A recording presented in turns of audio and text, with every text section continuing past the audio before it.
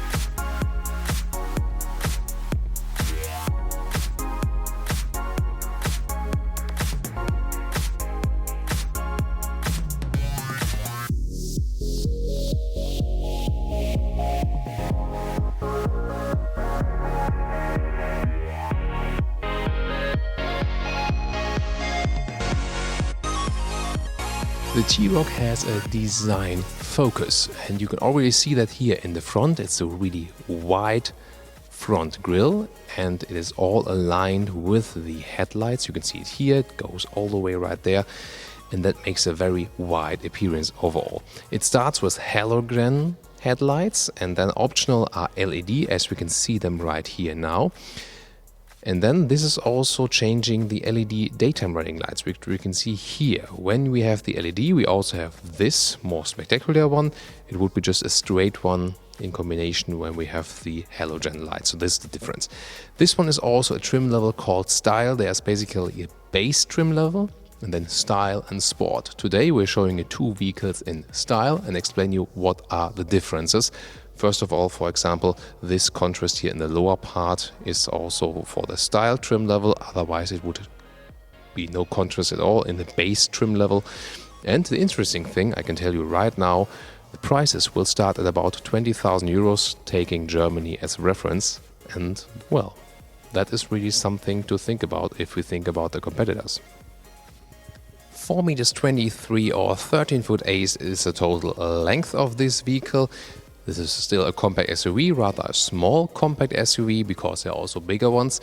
And when we think about the position in the Volkswagen lineup, there will be a smaller SUV called T-Cross on the Polo basis. This one here is on the Golf basis, MQB A1. Also comparing to the Skoda Karoq or the Seat Ateca, those ones are the siblings, also the Audi Q2. And then think about the pricing. The Audi Q2 is 3,500 euros more expensive. A Volkswagen Tiguan, which is bigger when you have a family, for example, is at 26,500 euros. So 6,500 euros higher than the entry price. And also with this one, Volkswagen can finally attack, for example, the Nissan Qashqai, which is the most selling SUV in Europe, or the Honda CR-V, because so far they are really less expensive, way less expensive than the Volkswagen Tiguan. This is now a chance to get an attractive price and also with this new design focus. And speaking of that, we have the top 19-inch rims. It starts with 16-inch steel, then 16-inch aluminum, then 17, 18 and 19 is the top one. 17 you get automatically with Style and Sport, and the Style trim level here is defined by this contrasting roof colors in white, black, brown or red. Also the mirror caps. Here in combination to the Ravenna blue, which is my favorite, comes close to a so-called Thomas blue. That's some Autogefuehl subscriber insider. All the way around with the roof, chrome on the upper part, black on the lower part. Then rather a golf design on the side doors. A design and above the door handles, pretty solid door handles. And everything then leads to this massive C-pillar. This is also basically typical for a Golf. It's a little bit coupe style. You see a falling window in the rear, but not as dramatic as we've seen in 2014 with the Geneva Motor Show with the T-Roc concept. That was more dramatic, more SUV coupe style. However, this one here is more crossover coupe than, for example, the other SUVs from the Volkswagen model lineup. So they always try to move this vehicle then also more in this design direction again to make it, not really focusing on the room, but more on design on the exterior. But soon we will find out which room is left on the interior. And now to the rear, you can see the falling flat window line there. That gives it a little bit more style and then also accentuates this area right there. The lights always come standard with LED. That's contrast to the front. In the front, optional LED. Here, always standard LED with a very modern look. The logo can be flipped. We'll soon show you that to open the trunk. And the lower area here in the style trim with a contrast again. By the way, style or sport, no matter which trim you go for. Sport would be, for example, then with a darker look, especially also here the lights are a little bit darker than everything, a little bit sportier. For both lines, if you compare it to the base model, is about €2,500 extra in price. So, that's still quite okay. You get some options then, also bigger rims and so on. So it doesn't boost the price too much yet. And now to our second vehicle for today, as promised. This one here is Kurkuma yellowed. Overall, there are 11 exterior colors. And what you can also see is here we got the black contrast roof. There are 4 contrast colors available: white, black, red or brown. And in this case, it matches very well the Kurkuma yellow color. I would, of course, always go with the blue one, but maybe this one here is your favorite, then tell me in the comments. This is also the style trim level, exterior and interior, and also the same 19-inch rims, which are, again, optional. And the VW logo always remains in the 2D scheme as the front assist comes with the standard equipment. That means that the city emergency brake is already included. I think a very important step for safety.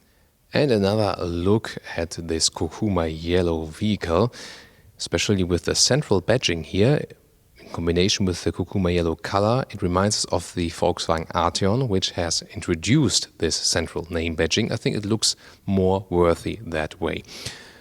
Also from this rear perspective, it reminds us a little bit of the Audi Q2, doesn't it? With the difference that it's €3,500 cheaper.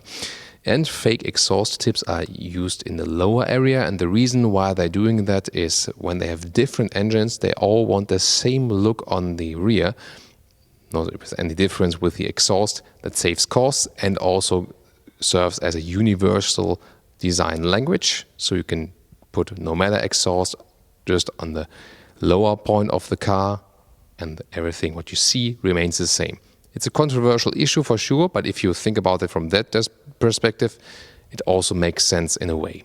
Talking about engines, it's relatively simply. I really love that. Well, we don't have hydraulic struts here, but then again, how often do you open the hood? Well, in the review to tell you more about the engines. 115, 150 or 190 horsepower, both for petrol and diesel. Petrol, starting with a 1 liter 3-cylinder with 115 horsepower. The other ones then are the 2 liter TSI, 150 or 190 horsepower. Diesel starts with a 1.6 TDI, then with the 115 horsepower. The other one's a 2 liter TDI, then with 150 and 190 horsepower. The top engines are always combined with all-wheel drive and DSG, the dual clutch transmission. Now the new one, the 7-speed DSG generation. The middle engines, let's call them that way, You can optionally go for all-wheel drive and the DSG, and the entry engine is then manual hand drive and front wheel drive. So basically you have a lot of choice. The only thing that's not included here, maybe because it's so far just a niche vehicle, it will surely become a mass vehicle. I'm quite sure about that. So they do not start with any alternative drivetrains. That is missing to me. For example, CNG or a hybrid. Well, they still have to work on that, and also full electric will not come with this vehicle because they have an own electric platform for all vehicles. So this one will first start with petrol and a diesel.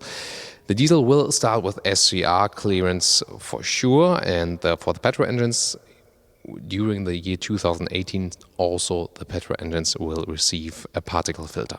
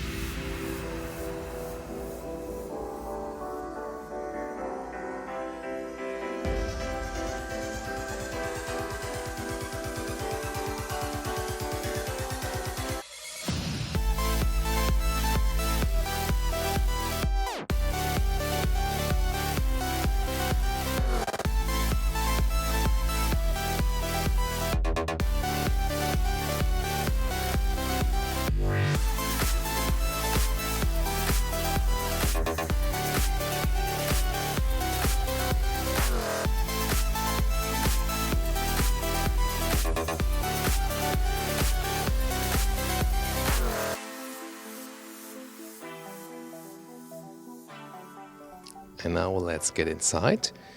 This is a standard key, like with the Golf. There's also keyless entry available when you put your hand right there. But here it's not included. But what is included right here is that you can flip out the rear mirrors electronically. So, and let's open the door. Interesting thing is that the design scheme here fits the exterior color, so blue. However, the materials around that, this is hard plastic. I would like to have some soft touch here. It's probably the only flaw I've seen. I would like to have improved. Otherwise, good material quality. And then the question is really, do you need €3,500 more for an Audi Q2? So interior, you will see always with also when it's blue right here, for example, there. Overall 6 different colors available, 4 for the style trim levels, 6 overall. And it also matches the seats. 3 seat forms in general, a base seat. Then this is the comfort seat with a little more support on the sides. And when we at a later stage also see a sport trim level, then you have even more shoulder support. Base seats, fabric or cloth, Stoff in German. So this one here, comfort seats, also cloth, so great sustainable choices.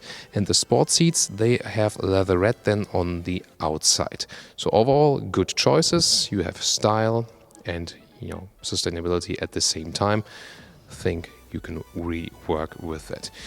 Overall, it shows in which direction the interiors are going. So a little bit more colorful, more individualization. So when you think about the exterior and the interior colors and the different trims, it's more likable that there won't be too many cars on the road of this vehicle which are totally identical. And I think that's something which an owner, or at least a lot of owners, are really striving for. Then let's get inside. And the ground clearance on the exterior is, by the way, 2 centimeters higher than with a normal Golf. So that's not actually too much. However, the seating position has also been changed a little bit. And you can compare it with the Seat Ateca or the Skoda Karoq. However, I have the feeling that the Karoq and the Ateca are more SUV-ish, and this one here comes closer to crossover normal passenger cars, so not a too high SUV seating position, but I think it is, especially when you're taller, a little bit more comfortable than a Golf, and also easier to get in and out. Maybe if you cannot move that well anymore, for example, you're saying, yeah, I want a more comfortable entry and also going out of the vehicle. You can pump the seat up, right there, manual one. And the only thing, with the Volkswagen cars, with this turning wheel here, I always have, you can damage your watch, for example, right there. I don't like those turning wheels, but I've also heard people who really appreciate those. And are you a turning knob back seat turner, or are you one of the dark side? Tell me in the comments. Also in the front or back, everything easily work. And then you can also switch the steering wheel to all directions. That works pretty simple as well. So you can find a good position, and it's really spacious. And at least when you sit low, like I do, also the middle console is, I wouldn't say bulky, but it's also not slim. So, but it is definitely present, let's call it that way. The rear mirror, I think, is a little bit slim. I think it's also design reasons, but I would like it, maybe it's a little bit higher for better visibility. And what about headroom? So there's no panoramic roof inbuilt here, but wow, that leaves a lot of headroom. So I'm 1.86 or 6'1", and I think even Michael Jordan could probably fit in this vehicle. Optional, you can go for digital instruments, as we can see them right here. Well, you can just start with analog ones, that's perfectly fine. Whatever you prefer. This one is the generation we also see in the all-new Volkswagen Polo. The only thing, I'm a little bit puzzled about, at the moment where you don't see the GPS there, but you can also put the GPS in there. There we have it. And but we'll later also show you the big infotainment screen, and the only thing is you cannot have it both at the same screens. I'll soon show you that again. But whatever you decide, it's a good possibility to have that one, and they are also addressing this issue that it's maybe with a facelift we'll be able to show both at the same time. You can also have some some different views in there. Not only, for example, also here the ACC is available with this vehicle. Also lane assist for assistance systems. This one here would then be for consumption and stuff, and or driving data, so you can switch it around. Of course, speed on the right side and RPM on the left side. So the temperature unit, from every Golf vehicle, for example. Heated steering wheel is also available, just when you have this button on the left and you activate the seat heating at the same time. And if we move further down, you can have 2 USB supplies. That's good for the front. And also inductive charging with a smartphone is possible, optional. You can see the symbol right there when you put the smartphone there. Actually, it's a lot of space in the very front. Cockpit overview, everything is really cleanly designed. And this blue decor here, I like it because it also has matte feeling. So very nice there. The only thing here again, the top part of the dashboard here is hard plastic, and you may ask yourself, why do they do that? Well, even if it's just saving cents, for example, per vehicle, if you build 1 million vehicles, it's really, the decision of literally millions of dollars or euros, and that's the reason why they are doing that. And for example, here they argue, well, the normal customer wouldn't always touch the top part of the dashboard. You could argue that way, but you could also argue the other way. I'll leave it up to you in this case. Then about the switching of the maps. Again, they told me they are addressing this issue, that at some point it should be possible again. So far it's not possible in this version here. In the Passat or in the Tiguan, it is possible to have the map at both views at the same time. Here, however, either here, or then if you switch it over to the active info display. However, the visualization is really clean and good here with the proximity sensors for for the next menu. And the thing is, it's really intuitive. Let's see, no gesture control right here, at least not in this. But for example, when I want to change the language, see, it's so intuitive, I don't even have to think where I can switch the language, for example. So how they built the menu, I think it's really very nice. Well, does it also taste good, the menu? Let's see. You can, for example, connect your phone via Bluetooth. That is possible. However, there's also this App Connect available in the highest spec. This one is the highest trim level.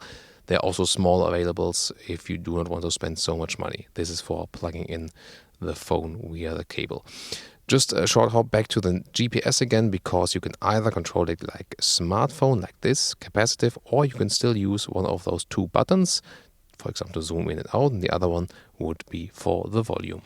Lower middle console here with cup holders, but you see they're not adaptive, so maybe that's wobbling around a little bit. That's something to improve. Electric handbrake, and then the armrest fixedly attached and with some space on the inside.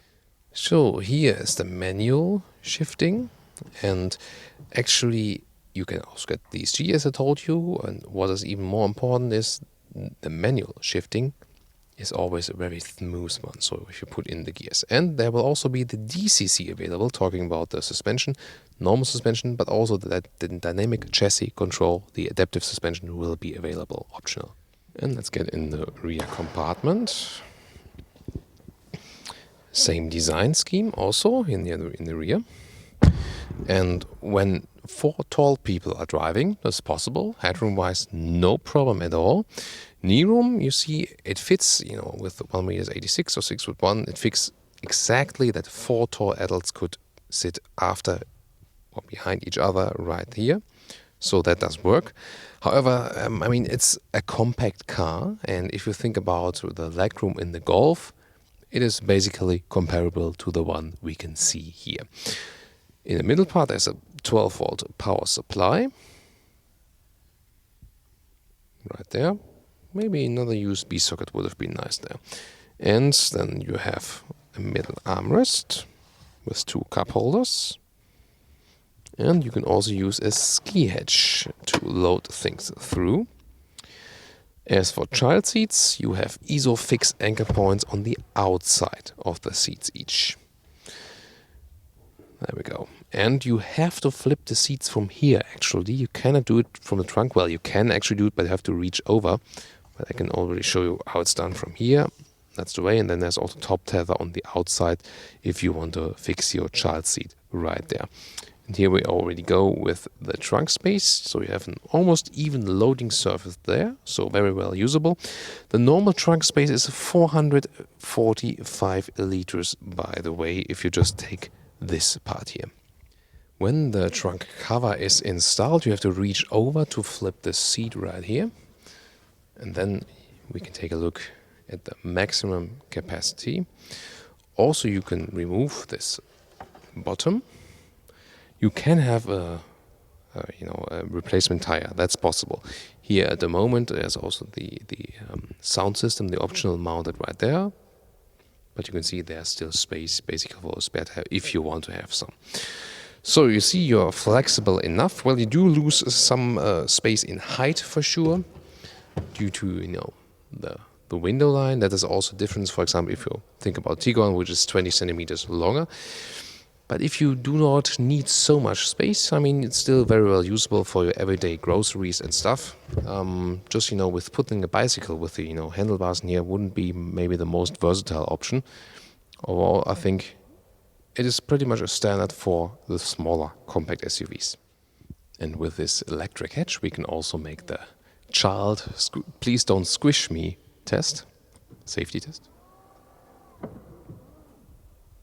Nice. So, maybe you remember some of our subscribers that we had problems there with the Tiguan, which was a little bit too harsh in torque, but here it's actually no problem. So, obviously, they also looked some Autogefuehl in the engineering department. Here it works very well. And here again, that I can show you how to open it, either with the key or here with flipping the logo. And there we go with the electric hatch.